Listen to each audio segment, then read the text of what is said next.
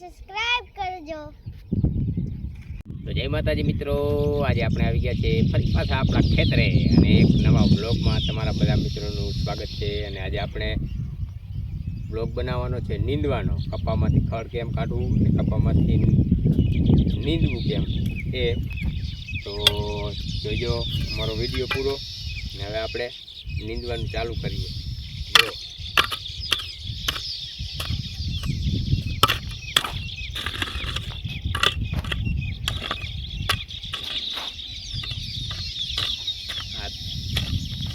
કપામાંથી નીંદવાનું, ખડ હોય બધું કાઢી નાખવાનું।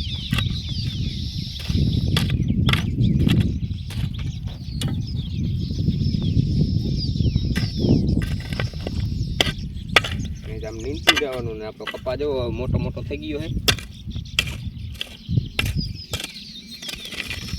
વરસાદની વાત છે, વરસાદ એક થઈ જાય એટલે જો ભાગે કપા।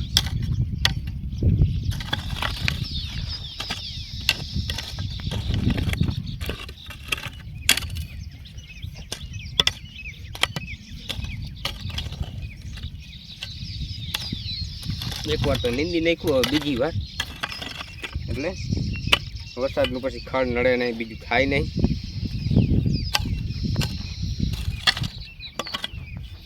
અને અમારા ભૂમિબેન રહ્યા વિડીયો ઉતારે।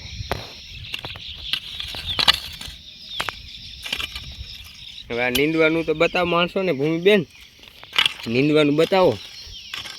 હા, બધા ખેડૂત ન હોય।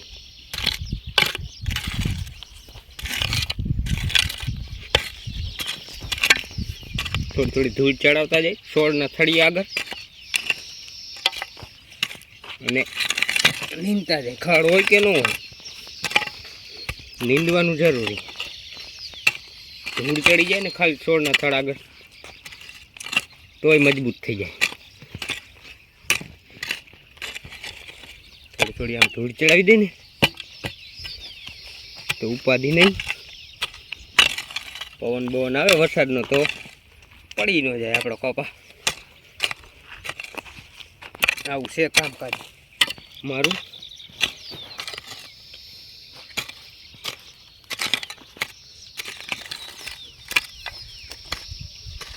હજી આખું નીંદવાનું છે બધું।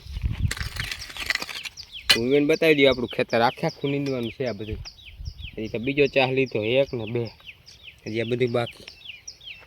થોડુંક ધીમું ફેરવાય ભૂમિબેન, કેમેરો એટલી ઝડપે કોઈને દેખાય નહીં એમાં। તો હવે આપણા ભૂમિબેનને પણ ચોર્યું દીધું છે, જોઈ કેવું ફાવે છે નીંદતા। વાહ, ભૂમિબેન તો ખડખડ જ ખાલી લેતા લાગે। ભૂમિબેન ખાલી ખડખડ જ લેતા લાગો। લાઈક સબસ્ક્રાઈબ કરવાનું કહી દે બધાને। લાઈક કરજો અને સબસ્ક્રાઇબ પણ કરજો। હા,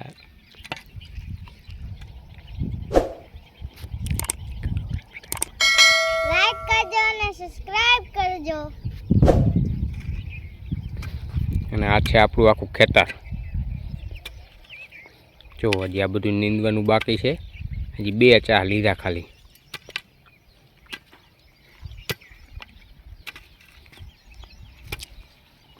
ભૂમિબેનને આજે રવિવાર છે એટલે આવ્યા વાળીએ।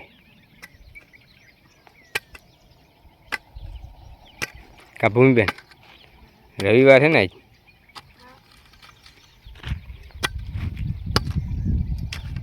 તો વિડીયો તમને કેવો લાગ્યો? જો પસંદ આવ્યો હોય તો વિડીયોને એક લાઈક કરજો, ચેનલમાં નવો હોય તો સબસ્ક્રાઈબ કરજો અને એક મસ્ત મજાની એવી કોમેન્ટ કરી દેજો। અને આ છે અમારા ભૂમિબેન। ભૂમિબેન કહી દો જય માતાજી બધા મિત્રોને। જય માતાજી બધા મિત્રોને। હા, આવજો બધાય।